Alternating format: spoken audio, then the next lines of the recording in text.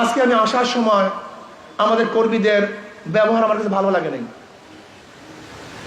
আজকে দেখলাম তারা আসার সময় রাস্তাকে ব্লক করে ফেলছে। কেন ব্লক করবেন আপনি রাস্তা?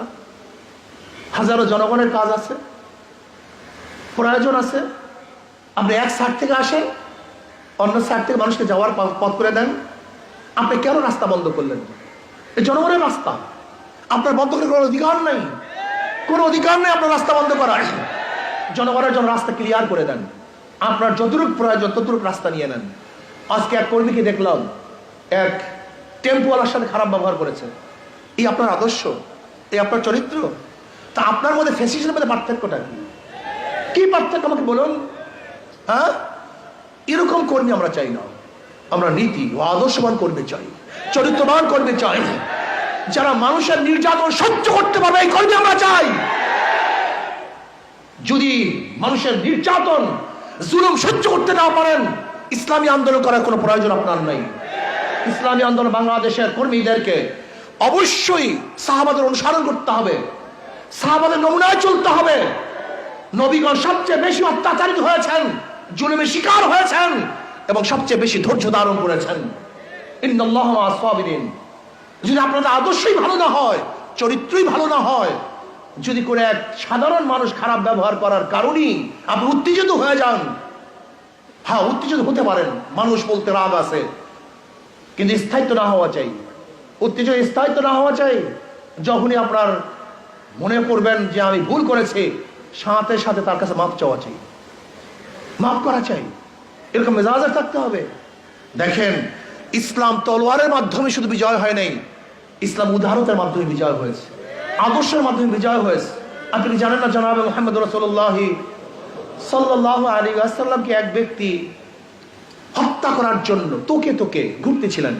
নবী আলাইহিস সালাতু ওয়াস সালাম ঘুমাইতেছিলেন, তলোয়ার ছিল গাছের উপরে। ওই বেঈমান হাতের মধ্যে তলোয়ার নিয়ে নবী আলাইহিস সালাতু ওয়াস সালাম গর্দানের মধ্যে উঠছে। এবার বলছে, মোহাম্মদ তোমাকে কে বাঁচাবে? নবী আলাইহিস সালাতু ওয়াস সালাম চক্ষু মেলে দেখলেন সোজা গর্দানের উপর তলোয়ার। নবী আলাইহিস সালাতু ওয়াস সালাম বললেন আল্লাহ। এই কথা বলার সাথে থরথর করে তার হাত থেকে তলোয়ার পড়ে গেছে। এবার নবী আলাইহিস সালাতু ওয়াস সালাম তলোয়ার হাতে নিলেন, ওই কাফেরের গর্দানে করে ধরলেন। এবার বলেন, বেঈমান তোকে কে বাঁচাবে? বলে, মোহাম্মদ তুমি ছাড়া কোনো উপায় নেই। বলে, ইসলাম গ্রহণ কর, ঈমান আন। বলে, ঈমান আনবো না, আমাকে হত্যা করো, আমি মুসলমান হব না। তুমি হত্যা করো, কিন্তু কলেমা পড়বো না।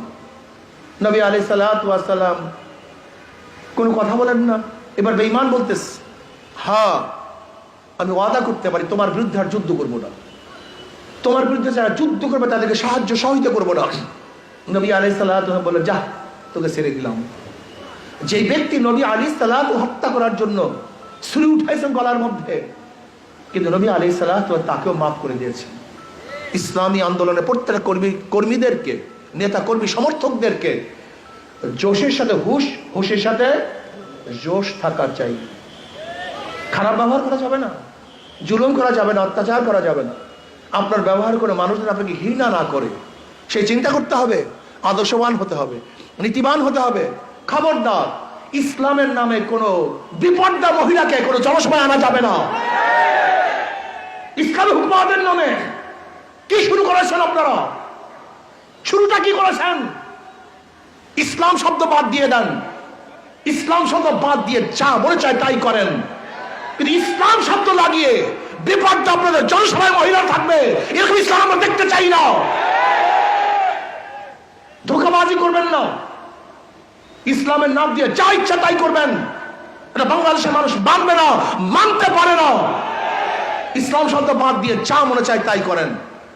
আমরা সমস্ত রাজনৈতিক দলকে কিছু বলবো না, কারণ তাদের ইসলাম নাই, কিন্তু ইসলামী আন্দোলনের নাম দিবেন, ইসলাম নাম দিবেন, আর সেখানে শরীয়ত বিরোধী কাজ করবেন।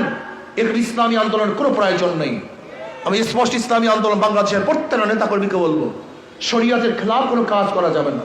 ইসলাম হুকুমত কায়েম করবো শরীয়তকে বাস্তবায়ন করার জন্য, শরীয়তকে ধ্বংস করার জন্য নয়। আর শরীয়তকে ধ্বংস করে কিসের ইসলামী হুকুমত? কেবল সামনের ইসলাম হুকুমত কায়েম করার জন্য। শরীয়তকে বিনষ্ট করে কেবল সামনের ইসলাম হুকুমত কায়েম করার জন্য। এরকম ইসলাম হুকুমত আমরা চাই না। আমরা চাই শরীয়তের ভিত্তির ইসলাম হুকুমত।